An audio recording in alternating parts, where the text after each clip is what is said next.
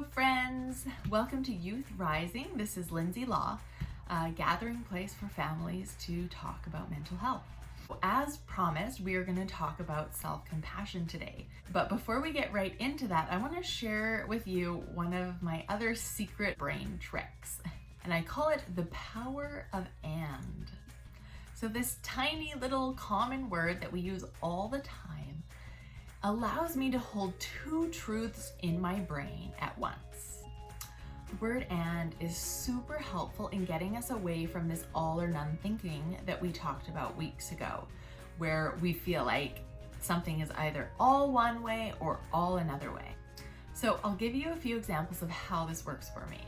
I yelled at my kids and I'm a good mom. I made a mistake and I love myself. I hurt myself at soccer and I'm a strong person. So we recognize that something bad happened or we made a mistake and we're a good person, we love ourselves, it's okay. I forgot to put the chickens away and I love myself. So I discovered another researcher named Kristen Neff, and that was through Brené Brown. Again, I will put the link to her TED Talk in the description below. She studies self-esteem and self-compassion, and in her TED Talk teaches us 3 ways in which we can improve the self-compassion that we have for ourselves. She talks about self-compassion as treating ourselves like we would treat a good friend. I'm gonna share this information with my kids, and you guys get to come along for the ride. So part of self-compassion is having self-kindness. It's basically like talking to ourselves like we're our best friend. The way you talk to someone that you really, really love. So we're gonna do a little bit of practice about how we're gonna talk to ourselves with kindness by thinking about ourselves as a good friend, and also by using this new trick I taught you, the power of and, okay? So I'm going to give you a circumstance, and I want you to give me a statement of something you could say with an and in it. You burnt the cookies. How about I burnt the cookies and I'm allowed to make mistakes? That is exactly, that's perfect, that's perfect. Okay. I hurt myself at soccer and I'm a really good soccer player. You stayed up late even though you had a plan to go to bed early. And I can do hard things still. There you go. I'll do It's hard an and things. game. And That's right. keep going. Yeah, I'll keep trying to set goals. So we're trying to get away from, I stayed up late and didn't reach my goal, and I'm never gonna amount to anything because I'm such a failure. You promised your mom that you'd clean the dishes, and then you didn't. And I know she still loves me, and I love her. You forgot to feed the chickens. And I forgive myself. That's very good, I like that one. I lost my soccer cleats. I lost my cleats and I can find them. The next thing that Kristen Neff talks about is that we all are in this boat together. We all make mistakes. Do you know, is there any human you know that doesn't make mistakes?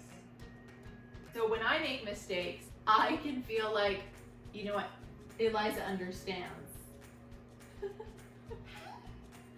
Because she makes mistakes too. It allows us to like feel connected with other people and to be compassionate with ourselves because we know everyone else is making mistakes too. The other thing that Kristen Neff talks about is mindfulness. Have you guys heard of mindfulness? Yep. So mindfulness is when we're focused on what we're doing. And the reason this is helpful is because then it allows us to recognize things that we are feeling and things that we are experiencing, because we're really checking into what we're seeing and hearing. It allows us to see what's happening in our body.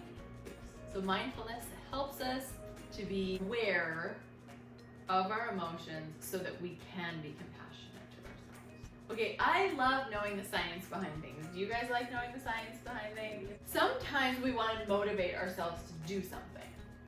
Some people think that if you're really critical about yourself and if you beat yourself up, thoughts like, oh, you never get anything done. So the science shows that when we are critical of ourselves and beat ourselves up and say things like that are not helpful, it creates a fight or flight response in our body. It increases our stress hormones, and then we have a hard time actually being motivated to do that thing we were trying to motivate ourselves to do. On the other hand, if we speak to ourselves kindly and softly, it decreases those stress hormones and increases feel-good hormones, which actually leads to a greater opportunity for motivating ourselves.